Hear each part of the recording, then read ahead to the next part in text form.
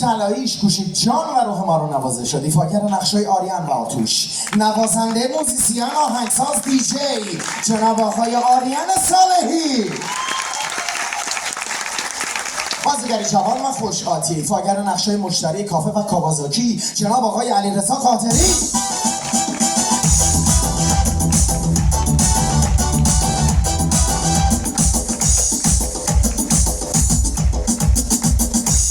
فرانسه گروه دفتر کارگردان ایفاگر نقشای مشتری کافه و بادیگارد جناب آقای سجاد عابدینی،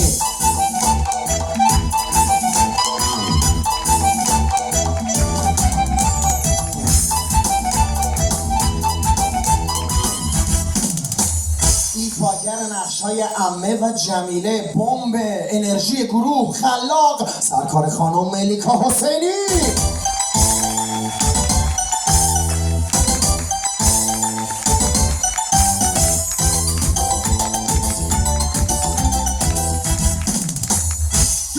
صدا پیشی بسیار حرفه‌ای که حتما صداشون رو در اکثر انیمیشن ها و آثار سینمایی دوبله شده شنیدین.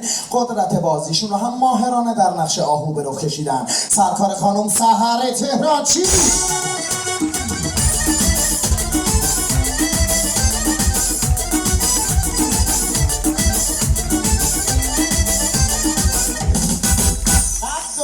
ماشاءالله دلاندازی گنجش کیفاگر نقش خاص و سخت بابا کانو جناب آقای فرهاد بقایی نیا،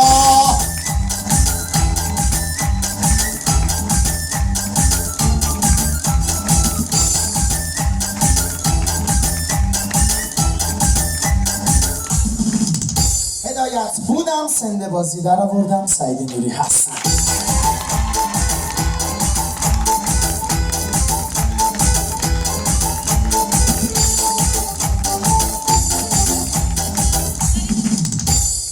قسمت گروهمون برکت پشت صحنمون ایفاگر نقشای کاملا متفاوته. سالار تپی بزرگ و عدنان بیک از جمله رزومه هاشو میشه اشاره کرد به ایفای نقش در 2 فصل از سریال وحشی جناب آقای ناصر بهروزی،